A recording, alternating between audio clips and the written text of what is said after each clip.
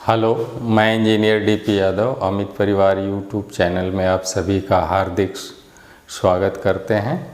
हम लोग DC generator में आज पढ़ेंगे इफ़िशियंसी यानी दक्षता। दक्षता हम लोग जानते हैं, हर मशीन की दक्षता का एक ही फार्मूला है।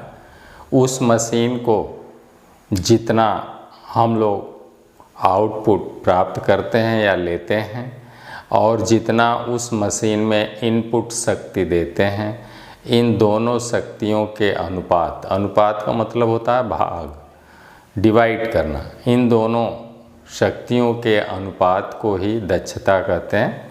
तो आज हम लोग इफ़िशियंसी पढ़ेंगे, दक्षता, डीसी धारा जनित्र की दक्षता या दिष्ट धारा जनित्र की इफ़िशियंसी। तो पहले बेसिक कॉन्सेप्ट देख लें थोड़ा सा।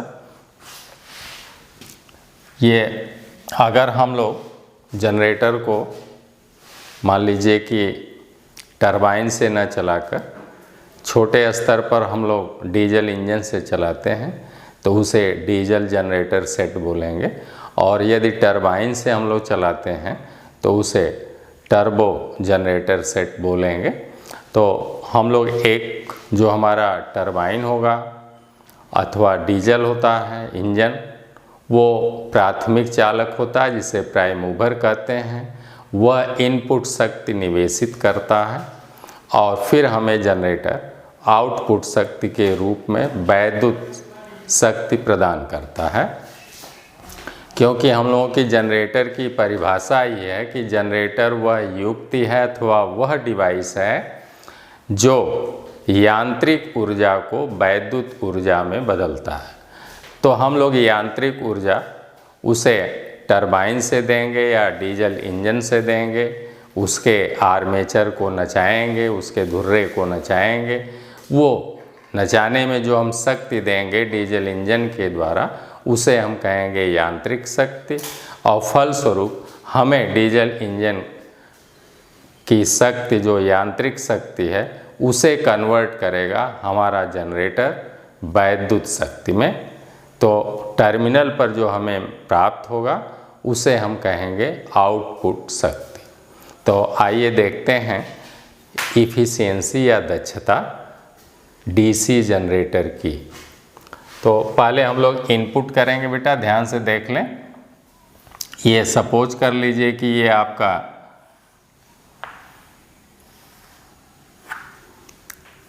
डीजल इंजन है। ये डीजल इंजन है।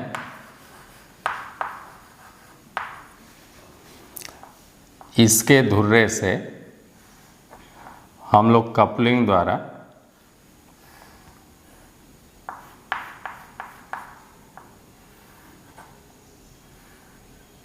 जनरेटर का धुर्रा जोड़ देंगे। जनरेटर हम लोग देखे ही थे कि ये जनरेटर आपका ऐसे थोड़ा बड़ा बना देते हैं।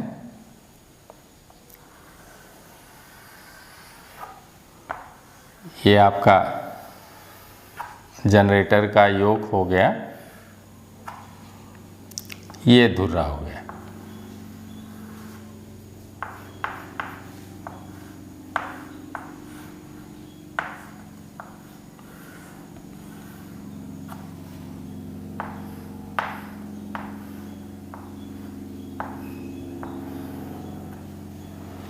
यहाँ पर आपका आर्मेचर हो जाएगा।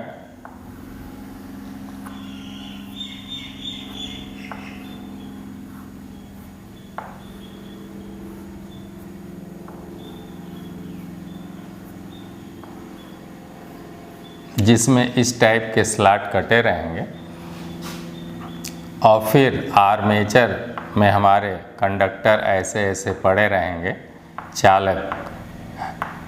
इनसे जो है निकलकर टर्मिनल पर हमें यहाँ पर शक्ति प्राप्त होगी, वैद्युत शक्ति प्राप्त होगी। ये आपका हो जाएगा टर्मिनल बॉक्स। ये हो गया आपका टर्मिनल बॉक्स।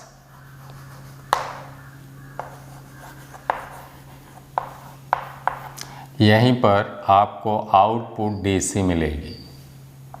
यहाँ पर क्या मिलेगी? Output DC. ये आउटपुट डीसी आपको मिलेगी। अब जब इस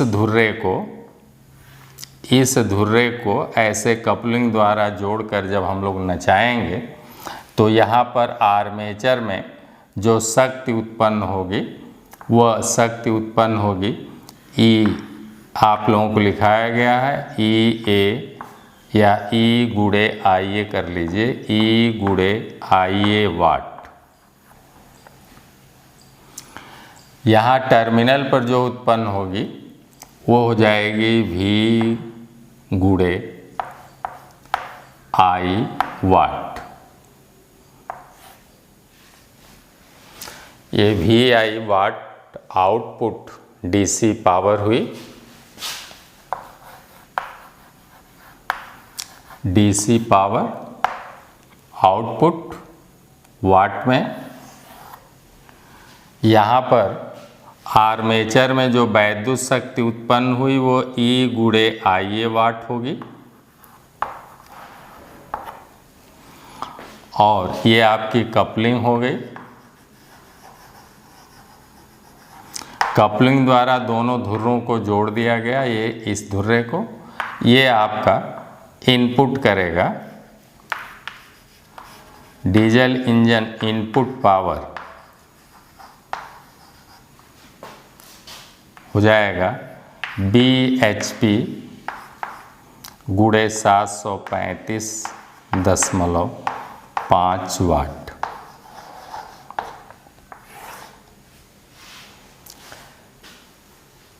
क्लियर हो गया?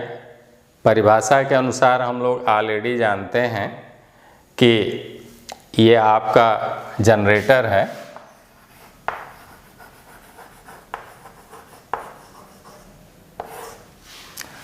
जनरेटर फैराडे के वैद्युत चुंबकीय प्रेरण के सिद्धांत पर कार्य करता है।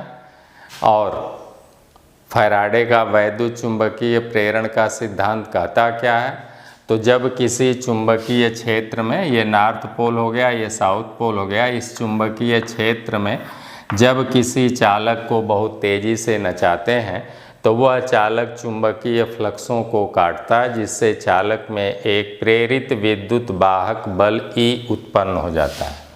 यही है, प्रेरित विद्युत वाहक बल E वोल्ट उत्पन्न हो जाता है, जिससे आर्मेचर के चालक में धारा प्रवाहित होने लगती है। उस धारा को IA कहेंगे, A for armature, I for current या धारा।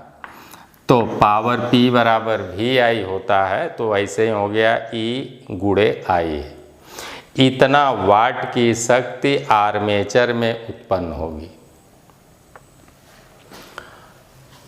अब हमारा डीजल इंजन जो होता है अमूमन बेटा वो हार्स पावर में हम लोग लेते हैं कि ये हमारा इंजन जो है 5 हार्स पावर का है, ये 7.5 हार्स पावर का है, ये हमारा जो है 10 हार्स पावर का इंजन है। तो जैसा हमारा जनरेटर होगा उसकी क्षमता के अनुसार ही उसके साथ डीजल इंजन एक ही बेस पर आप देखते होंगे, एक ही प्लेटफॉर्म पर हमारा जनरेटर भी कसा रहता है, उसी पर डीजल इंजन भी कसा रहता है। और दोनों के धुर्रे, डीजल इंजन का ये धुर्रा और हमारे जनरेटर का धुर्रा कपलिंग द्वारा आपस में जोड़ दिया जाता है। अब जब हम लोग इस डीजल इंजन को स्टार्ट करते हैं तो ये अपनी जो नाचने वाली शक्ति है इस धुर्रे को नचाने लगता है। जब धुर्रा नाचने लगता है तो वही शक्ति हो जाती है इनपुट पावर, क्योंकि अब ये धुर्रा इस धुर्रे को नचाने लगता है, जनरेटर के धुर्रे को। तो इंजन की शक्ति जो होती है वो 2 होती है। इंजन की आप लोग अगर जानना चाहें तो थोड़ा सा आपको कॉन्सेप्ट क्लियर कर दूं। ये जैसे इंजन का सिलेंडर है, ये इंजन का सिलेंडर है, इसमें आपका ये पिस्टन लगा हुआ है, ऐसे ये पिस्टन लगा हुआ है और ये आपका कनेक्टिंग रॉड हो गया। यहाँ से जो है ये आपका धुर्रा ऐसे कनेक्टिंग रॉड में ऐसे धुर्रा आपका ऐसे निकला रहेगा, जिसे हम लोग कहेंगे क्रैंक शाफ्ट। ये हो गया आपका क्रैंक शाफ्ट। ऐसे ही इधर भी क्रैंक पिन आपकी रहेगी और ऐसे आपका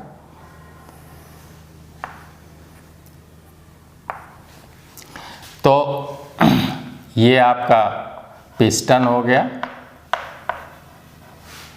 ये आपका सिलेंडर हो गया,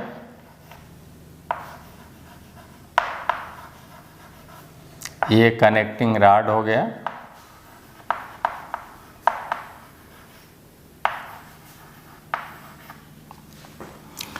ये आपका कंबस्शन चैम्बर हो गया। यहीं से फ्यूल का दहन होगा और यहाँ से धुआं, ये इधर इनलेट वाल्व हो गया, इनलेट वाल्व इधर लग जाएगा मान लीजिए, और इधर हो जाएगा एग्जॉस्ट वाल्व।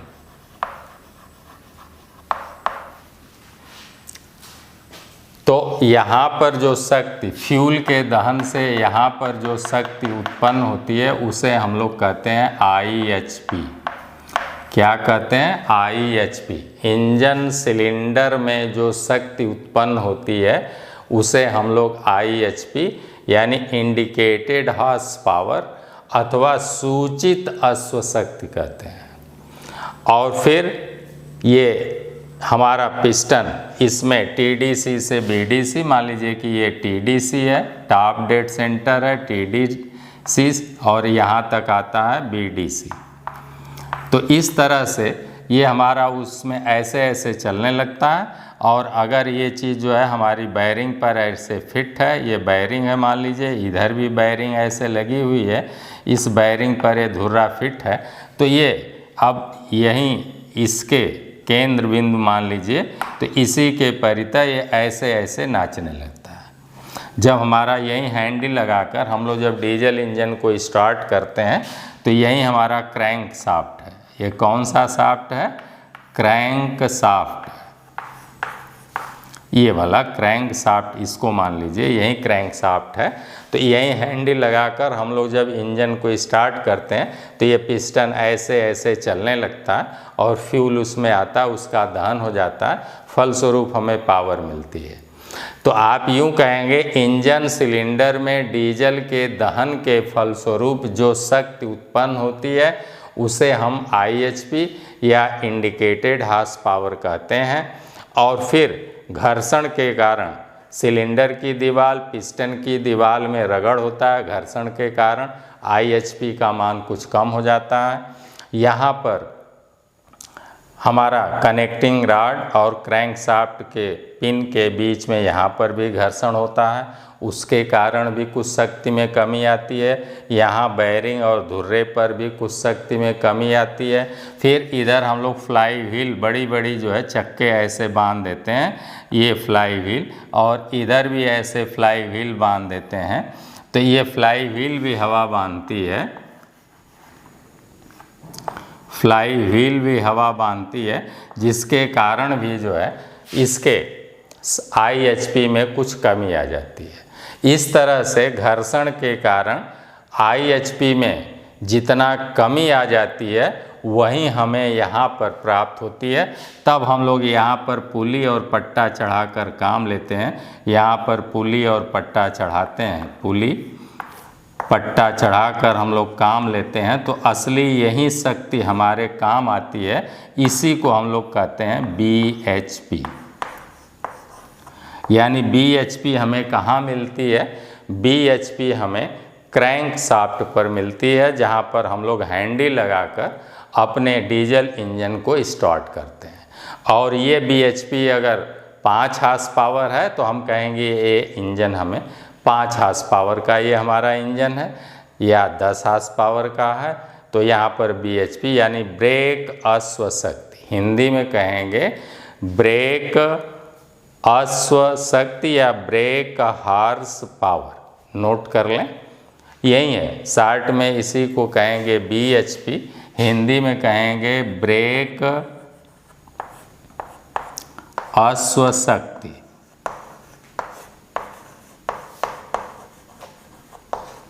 ब्रेक अश्व शक्ति। और हम लोग जानते हैं एक अश्व शक्ति यानी हॉर्स पावर, तो 1 हॉर्स पावर बराबर 735.5 वाट मैट्रिक में होता है। तो इसे हम लोग चूँकि वैद्युत शक्ति का मापन या शक्ति का SI मात्रक वाट है, इसलिए हम लोग इस हार्स पावर को भी वाट में कन्वर्ट कर लेंगे। तो इस तरह से हम लोगों को लेना है जो हमारे क्रैंकशाफ्ट पर या जो हमारे पुली पट्टा पर काम में आता है, वही हमारी BHP कहलाती है। तो यही धुर्रा जो है ये वाला है, और इस धुर्रे से जनरेटर का धुर्रा अब जुड़ गया, तो यही BHP अब जनरेटर के धुर्रे को यानी आर्मेचर को नचाएगी। ये आपका आर्मेचर हो गया। तो इस आर्मेचर को कौन नचाएगा? इंजन की BHP यानी ब्रेक अश्वशक्ति नचाएगी। तो ये ब्रेक अश्वशक्ति हमारी इनपुट पावर हो गई या निवेशित शक्ति हो गई। क्लियर हो गया?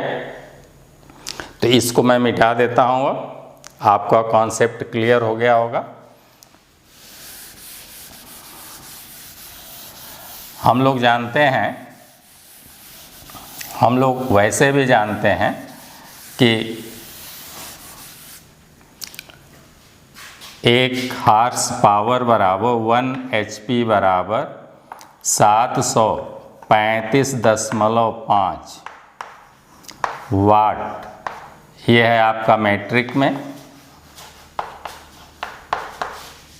ये मैट्रिक में यही हम लोगों को लेना है। जबकि 1 HP बराबर 746 वाट, ये है आपका ब्रिटिश में।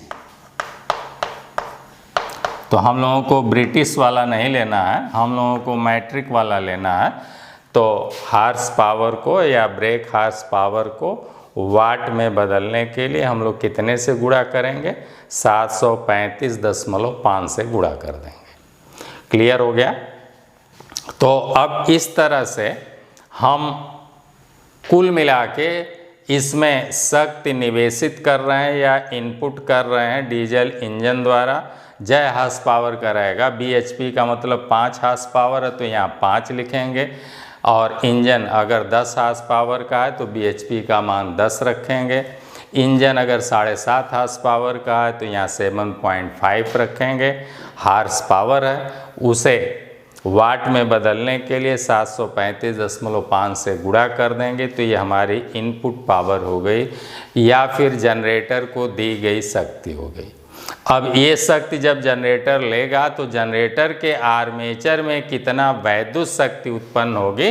तो ये इतना वैद्युत शक्ति उत्पन्न होगी E गुणे IA वाट। पावर P बराबर, फार्मूला हम लोग जानते हैं कि पावर P बराबर होता है, पावर P बराबर VI वाट होता है। तो इस तरह से यहाँ पर वोल्टेज बना E, विद्युत वाहक बल E वोल्ट बना, तो यहाँ पर E रख देंगे और आर्मेचर धारा I के जगह पर IA रख देंगे। तो आर्मेचर में उत्पन्न पावर का मान ज्ञात हो जाएगा। अब इतनी पावर आर्मेचर में उत्पन्न होती है, फिर आर्मेचर का प्रतिरोध इसे कम करता है, क्योंकि हम लोग जानते हैं कि पावर P बराबर VI भी होता है और पावर P बराबर I²R भी होता है। तो इसका आर्मेचर का रेजिस्टेंस जो RA होगा और ये IA आर्मेचर धारा का वर्ग गुणे RA, जितना भी रेजिस्टेंस होगा इतना वाट जो है हमारा लॉस जाएगा। ये ऊष्मा का सूत्र है। इस तरह से आर्मेचर जितना शक्ति का नुकसान करता है उसे हम लोग आर्मेचर लॉस कहते हैं, और उसका फार्मूला है IA का वर्ग, यही है कॉपर लॉस। तो इस तरह से ये भी इसे कम करेगा इस फार्मूले से। अब जो ऊर्जा या शक्ति हमें यहाँ पर टर्मिनल पर पहुँचेगी यही हमारे काम में आएगी। इसी से अब हम लोग पंखा और अपना हर चीज़ बल्ब जलाएंगे तो यही हो जाएगी आउटपुट पावर। आउटपुट पावर, यहाँ पर जो वोल्टेज मिलेगा उसे V कहेंगे या टर्मिनल वोल्टेज VT कहेंगे, और यहाँ पर लोड पर जो धारा उसे IL कहेंगे या VL IL भी लोग बोलते हैं, ऐसे भी कहेंगे, लेकिन आप केवल V और I जानिए ये कहाँ पर है, टर्मिनल पर है। तो यही हमें आउटपुट यहाँ मिल रही है। तो इस तरह से हमारे अब जनरेटर की दक्षता को अगर इफ़िशियंसी को परिभाषित करें तो हम लोग लिखेंगे दक्षता, जिसे इफ़िशियंसी कहेंगे,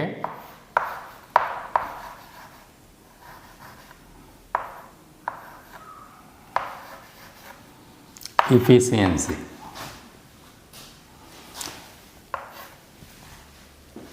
तो हर मशीन के लिए है, वैसे इस मशीन के लिए भी आप कहेंगे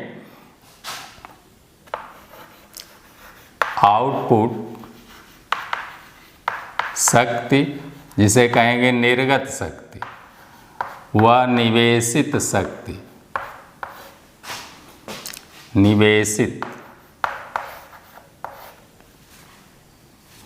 निवेशित को कहेंगे इनपुट पावर।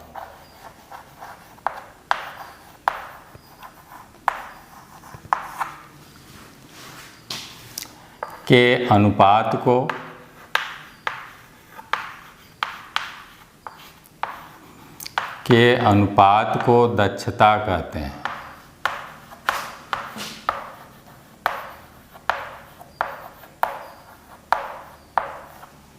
ये सभी मशीनों के लिए।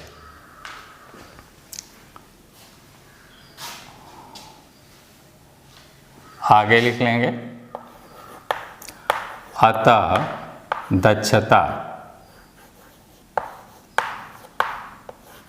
दक्षता को ईंटा से ऐसे व्यक्त करते हैं, दक्षता बराबर हो गया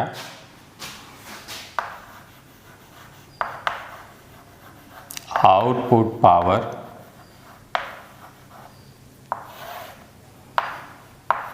बटे इनपुट पावर।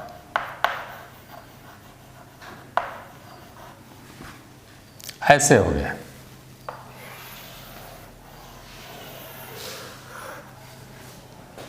और अगर प्रतिशत दक्षता है, प्रतिशत इफ़िशियंसी है, तब हो जाएगा आउटपुट पावर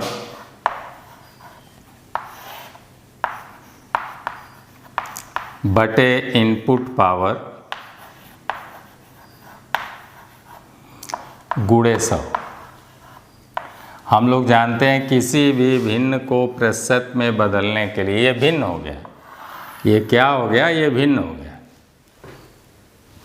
अनुपात का मतलब भाग या भिन्न, तो ये भिन्न हो गया। भिन्न को प्रतिशत में बदलने के लिए 100 से गुणा कर देंगे तो ये प्रतिशत दक्षता हो जाएगी। और अमूमन जितने भी इलेक्ट्रिकल इक्विपमेंट हैं, किसी की भी दक्षता 100% नहीं है।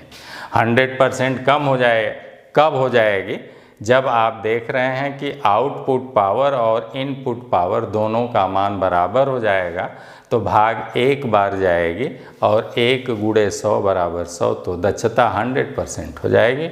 लेकिन जो आउटपुट पावर है वो कम हो जाएगी, क्योंकि ये जितना शक्ति देगा, ये इसका बेयरिंग, धुर्रा, आर्मेचर हवा बांधेगा, उसके कारण यांत्रिक लॉसेस जाएंगे। और उन यांत्रिक लॉसेस के कारण जो यहाँ पर E गुणे IA वाट की शक्ति आर्मेचर में उत्पन्न होगी, वो इसके बराबर नहीं होगी, इससे थोड़ा कम हो जाएगी। तो हम लोग आगे देखते हैं।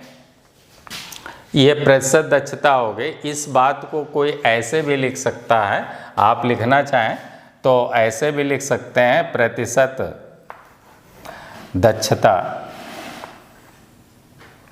बराबर आप लिख सकते हैं output power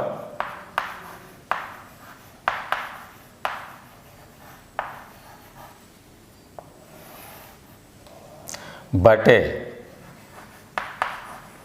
output power plus loss, ऐसे भी लिख सकते हैं, गुणे 100। देखिए इनपुट पावर कितनी है?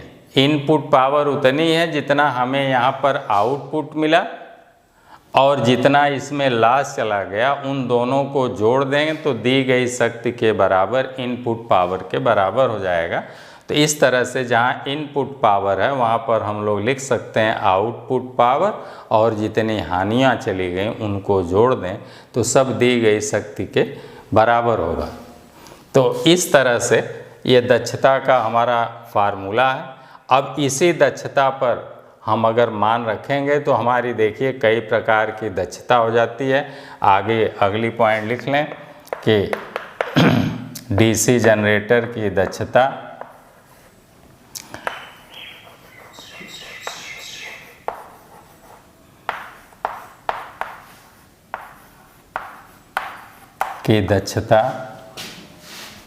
तीन प्रकार की होती है।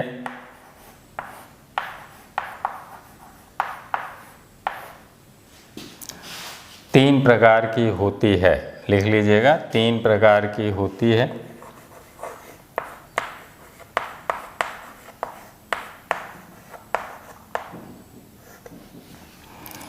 पहला लिख लें यांत्रिक दक्षता। यांत्रिक दक्षता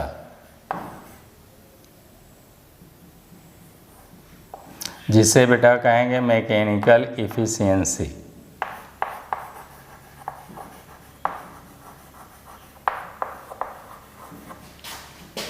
मैकेनिकल इफिशिएंसी लिख लीजिएगा।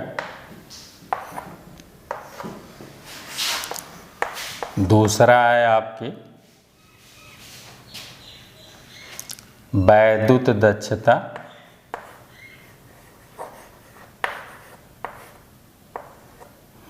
वैद्युत दक्षता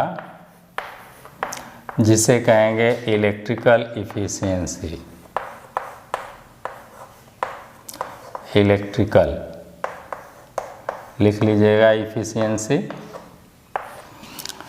और तीसरा हो जाएगा कॉमर्शियल दक्षता या ओवरऑल इफिशिएंसी। कॉमर्शियल लिख देते हैं।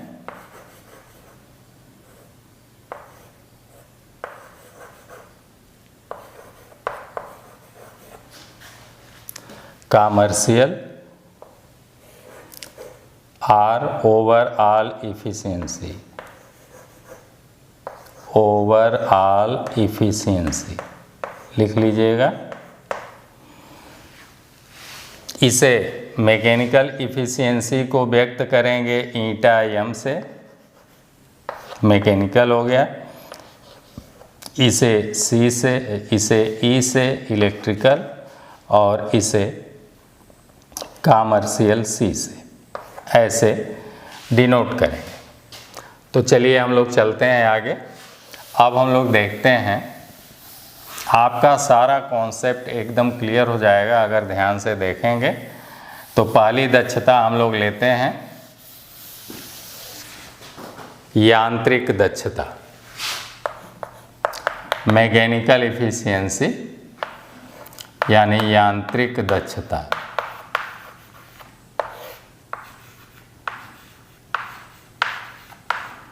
मैकेनिकल इफिशिएंसी को हम लोग ईटा एम से व्यक्त करेंगे। ये हो गया मैकेनिकल, एम फॉर मैकेनिकल।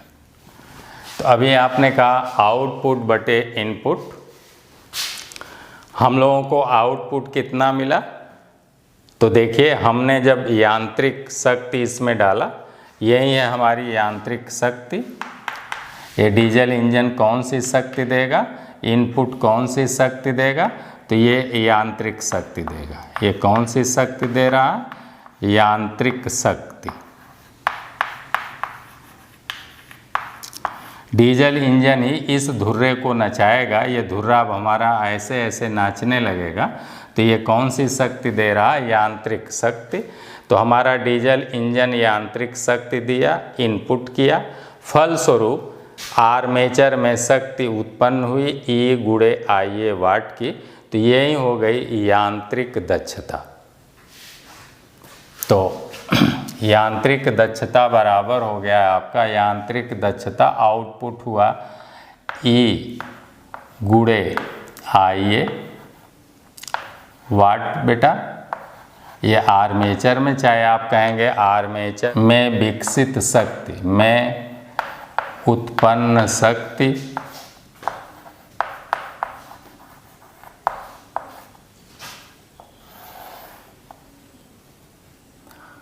बटे में लिख लें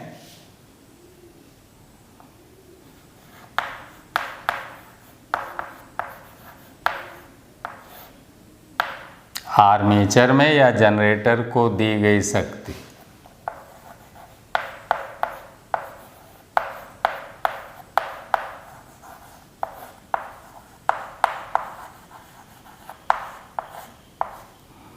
प्रतिशत में बदलना है तो गुणे 100 हो जाएगा। अब आर्मेचर में उत्पन्न शक्ति आपकी है E गुणे IA वाट बटे आर्मेचर को दी गई शक्ति, यांत्रिक शक्ति आपने दिया तो हो जाएगा BHP गुणे 735.5 वाट, ये हो जाएगा और गुणे 100। तो ये हो गया आपकी यांत्रिक दक्षता का फार्मूला, इसे नोट कर लें।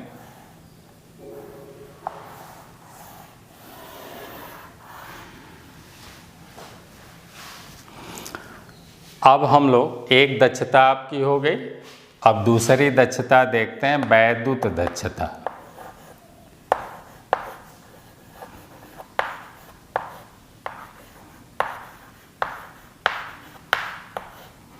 वैद्युत दक्षता को ईटा ई कहेंगे और ये बराबर हो जाएगा।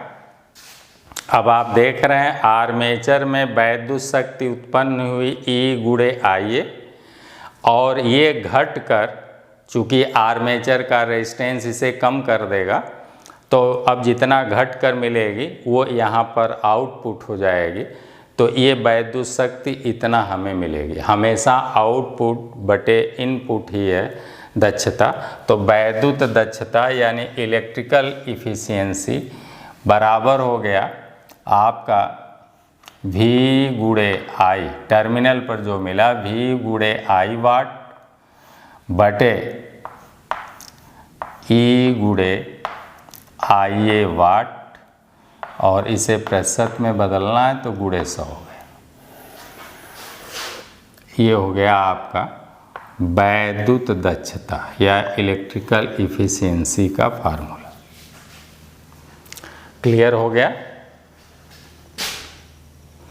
ये इसका अनुपात मैकेनिकल इफ़िशियंसी हुआ, इन दोनों का अनुपात इलेक्ट्रिकल इफ़िशियंसी हुआ। अब हम लोग ओवरऑल इफ़िशियंसी देख लेते हैं। ओवरऑल इफ़िशियंसी या कॉमर्शियल दक्षता देख लेते हैं।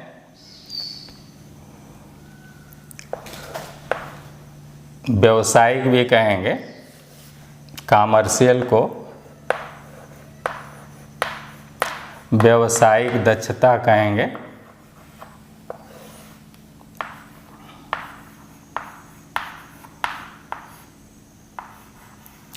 सी फॉर कॉमर्शियल हो गया, या ओवरऑल इफ़िशियंसी भी इसे कहेंगे। ओवरऑल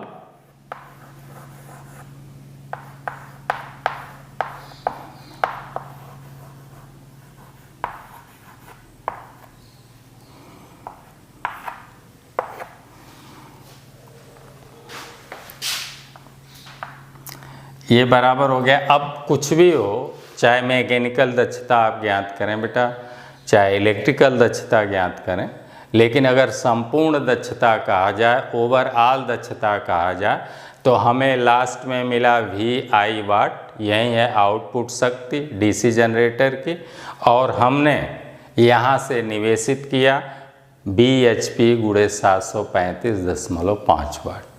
तो अब इनके अनुपात को आउटपुट बटे इनपुट इसी को हम कहेंगे जनरेटर की ओवरऑल इफ़िशियंसी या संपूर्ण दक्षता या व्यावसायिक दक्षता।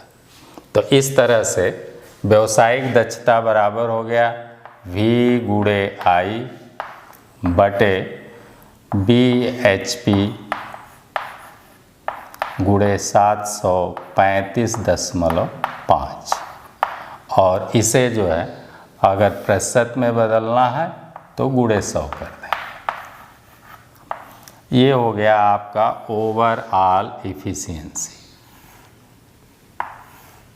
का फार्मूला। इस तरह से आपके जनरेटर में ये 3 दक्षताएं होती हैं। मैं समझता हूँ कि एकदम आपका कॉन्सेप्ट इस फिगर के द्वारा से एकदम क्लियर हो गया होगा। कहाँ से E/IA आया, कहाँ से VI आया, कहाँ से BHP गुणे 735.5 आया। अगर आप थोड़ा सा भी ध्यान देंगे तो आपका एकदम मैंने कॉन्सेप्ट क्लियर कर दिया और अब आप कभी भी नहीं भूलेंगे। और इस तरह से दक्षता को 3 प्रकार से बांट दिया गया है, मैकेनिकल इफ़िशियंसी, इलेक्ट्रिकल इफ़िशियंसी और कॉमर्शियल इफ़िशियंसी। लास्ट में हम लोग देखेंगे कि जो कॉमर्शियल इफ़िशियंसी होती है वो मैकेनिकल और इलेक्ट्रिकल दक्षताओं का गुणनफल होती है। देख लें, आगे अगर आप देखना चाहें तो इसे ध्यान से देख लें तो आपका कॉन्सेप्ट क्लियर हो जाएगा।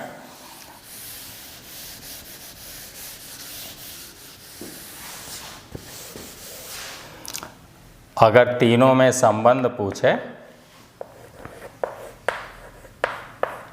तीनों दक्षताओं में संबंध, ये भी इम्पोर्टेंट है, में संबंध अगर पूछता है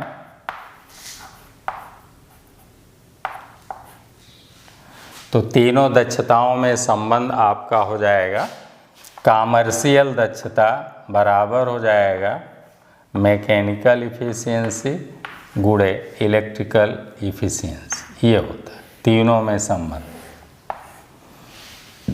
न यकीन हो आप मान रखकर देख लें।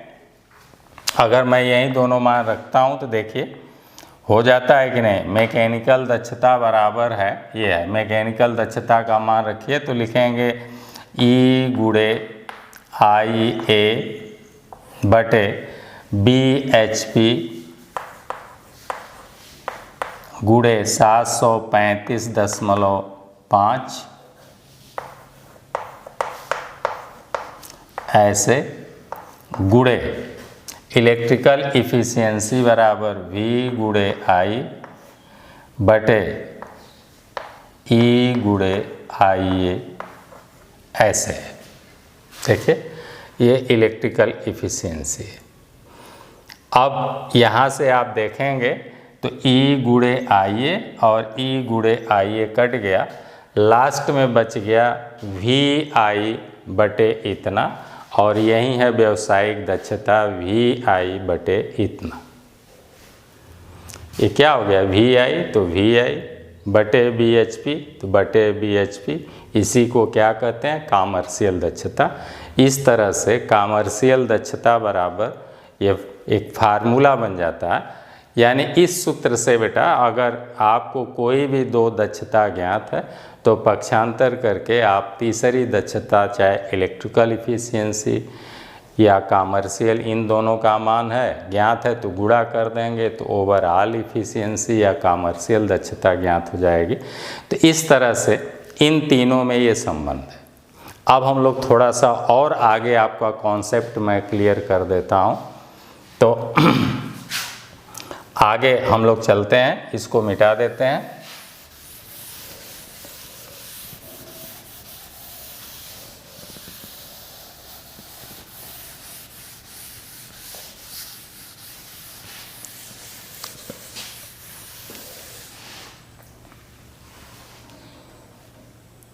स्थिर हानियाँ या यूं कहिए कि आपकी यांत्रिक हानियाँ, लौह हानियाँ जिसमें आपकी लौह हानि भी स्थिर हानि है लव हानि में आपका भंवर धारा हानि है और हिस्टैरिसीस हानि है। ये दोनों हानियाँ आपकी स्थिर हानियाँ हैं।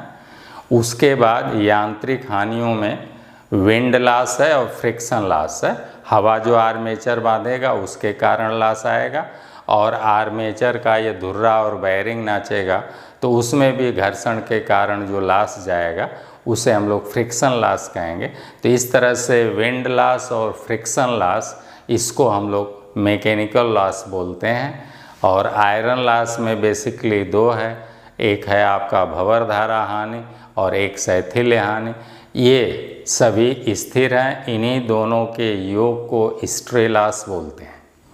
तो इस तरह से अगर हमें जो है स्थिर हानियाँ या लव हानियाँ ज्ञात करनी हो या स्ट्रे लॉस ज्ञात करना हो तो हम लोग लिखेंगे स्थिर हानियाँ बराबर हो जाएगा आपका स्थिर। अगली पॉइंट अगर आप जानना चाहें तो स्थिर हानि, स्थिर हानि कौन कौन है? तो स्थिर हानि आपकी लव हानि है,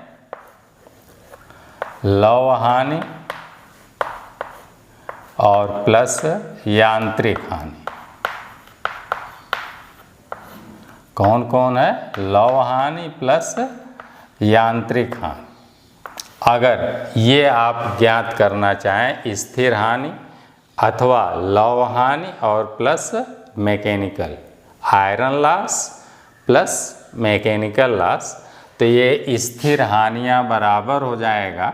क्योंकि चाहे जनरेटर पर आपका लोड बढ़े चाहे लोड घटे, उससे कोई मतलब नहीं है। आपकी भंवर धारा हानि, हिस्टैरिसीस हानि, ये सब स्थिर रहती हैं। ऐसे ही विंड लॉस और आपका फ्रिक्शन लॉस भी लगभग स्थिर माना जाता है, और इन्हीं दोनों के योग को स्ट्रे कहते हैं। क्या कहते हैं? स्ट्रे लॉस भी कहते हैं। बहुत पूछता है कि स्ट्रे लॉस क्या है, तो स्ट्रे लॉस जो है लव हानि प्लस यांत्रिक हानि का योग है, आपको लिखाया गया है। तो स्थिर हानि बराबर हो जाएगा आपका, यहाँ से आपने दिया bhp, इनपुट किया आपने bhp गुणे 735 वाट और मिला आपको इतना वाट। यही है, अंत में जब इतने मिला तो इन दोनों को आपस में यदि घटा दिया जाए, इसमें से इसको घटा दिया जाए, तो जितना हमारा नुकसान जाएगा वही नुकसान का मान स्थिर हानि का मान हो जाएगा। तो इस तरह से स्थिर हानि बराबर हो गया इनपुट bhp गुणे 735.5 माइनस E गुणे I। यानी हिंदी में अगर आप कहेंगे ये हो गया स्थिर हानि का मान। अगर ज्ञात करना है कि कितना स्थिर लॉसेस है, तो स्थिर लॉसेस आप यहाँ से भी ज्ञात कर सकते हैं, क्योंकि जितना हमने शक्ति दिया उतना इसका मान नहीं होता है, घट जाता है।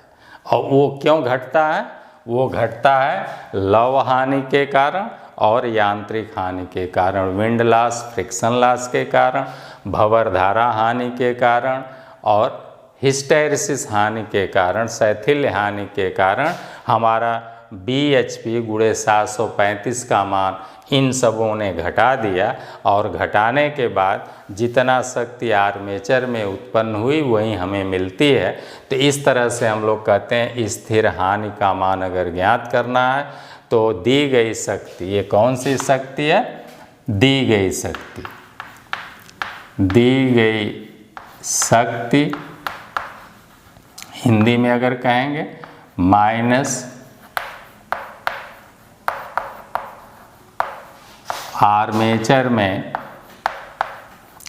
उत्पन्न शक्ति। क्लियर हो गया? दी गई शक्ति आपकी इतनी है और आर्मेचर में उत्पन्न शक्ति इतने वाट की है, तो आपका लॉस इतने वाट आ जाएगा, स्थिर हानि का मान ज्ञात हो जाएगा। ऐसे ही अब आप अगर वैद्युत लॉस ज्ञात करना चाहते हैं, अगली पॉइंट, अगर वैद्युत हानि या वैद्युत लॉस ज्ञात करना चाहते हैं तो उसका भी मान, अब आप देखिए जनरेटर में कुल वैद्युत शक्ति E गुणे IA वाट उत्पन्न हो रही है, लेकिन हमें लास्ट में इतने मिल रही है, तो कितना कॉपर लॉस गया, वैद्युत लॉस, वैद्युत हानि, इसी को कहेंगे कॉपर लॉस। कितना गया आपका कॉपर लॉस बेटा, तो ये जानने के लिए या वैद्युत हानि जानने के लिए अब आप इसमें से इसको घटा देंगे, तो हो जाएगा E गुणे IA वाट माइनस VI, चाहे इसी को कुछ लोग VL IL भी कहते हैं, यानी लोड का वोल्टेज गुणे लोड की धारा, अथवा केवल हम लोग घरों में वोल्ट मीटर और एम्पियर मीटर से मापते हैं तो खाली V और I भी बोलते हैं, तो आप चाहे VI लिखो, चाहे VL IL लिखो, चाहे VT लिखो, T फॉर टर्मिनल वोल्टेज हो जाएगा, ऐसे भी लिख सकते हैं। तो ये हो जाएगा आपकी वैद्युत हानि का मान, ऐसे आप याद कर सकते हैं। इसके अलावा अब आपके जो है यहाँ पर जो हमारा कम्यूटेटर होता है और कम्यूटेटर पर कार्बन ब्रुश लगा रहता है, तो उसके कारण भी हानि होती है, जिसे हम लोग कहते हैं brush contact loss, carbon brush contact loss.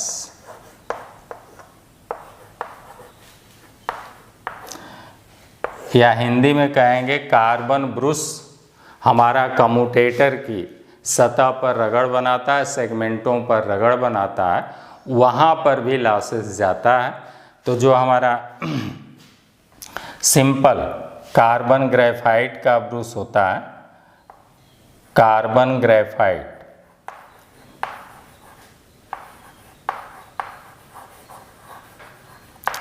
Carbon graphite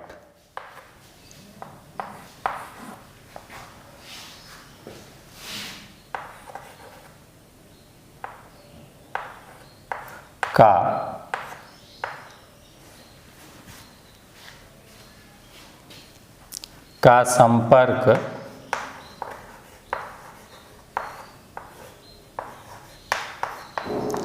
वोल्टता पात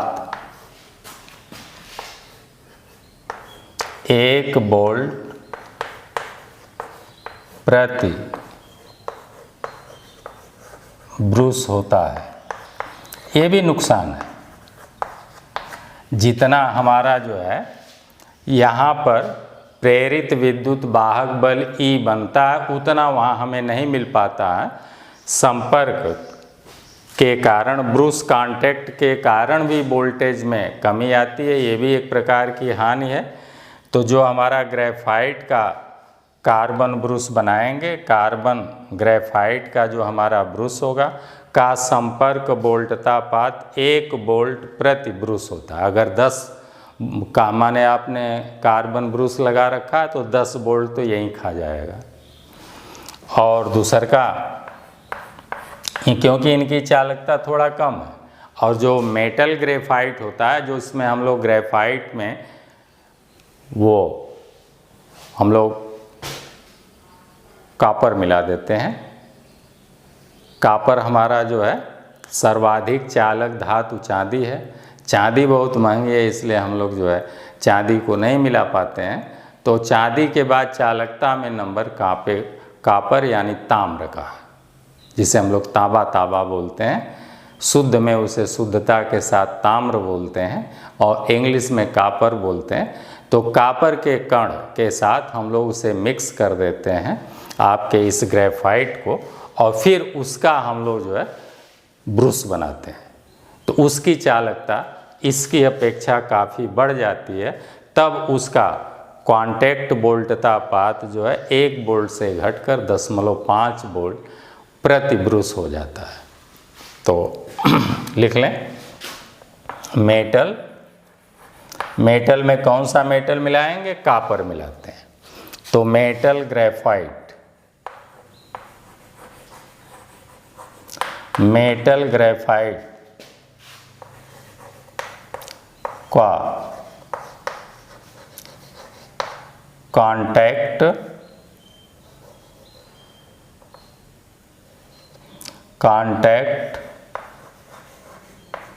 वोल्टेज ड्रॉप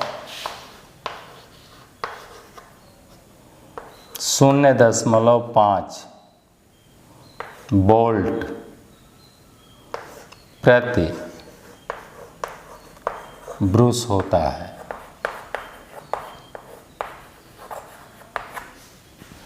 ये है। अगली पॉइंट आपसे अक्सर पूछता है कि किसी भी जनरेटर की अधिकतम दक्षता का या मैक्सिमम दक्षता की शर्त क्या है?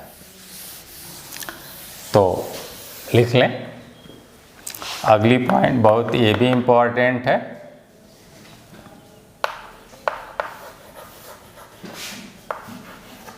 मैक्सिमम इफिशियंसी हेतु शर्त या मैक्सिमम दक्षता की शर्त, पूरा लिख लें, चाहे मैक्सिमम इफिशियंसी हेतु या मैक्सिमम दक्षता, ऐसे लिख लें, मैक्सिमम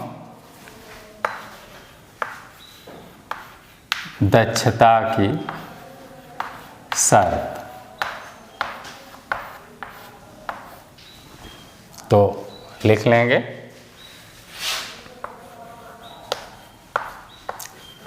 चर हानि बराबर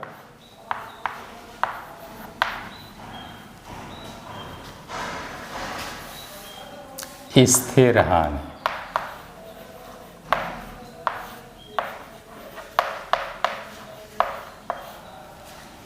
चर को वेरिएबल कहते हैं।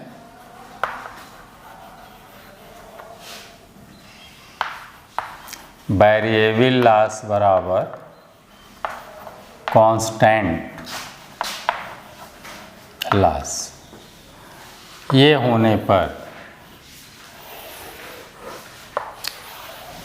किसी भी जनरेटर की दक्षता अधिकतम होगी। चर हानि बराबर स्थिर हानि अथवा वेरिएबल लॉस बराबर कांस्टेंट लॉस।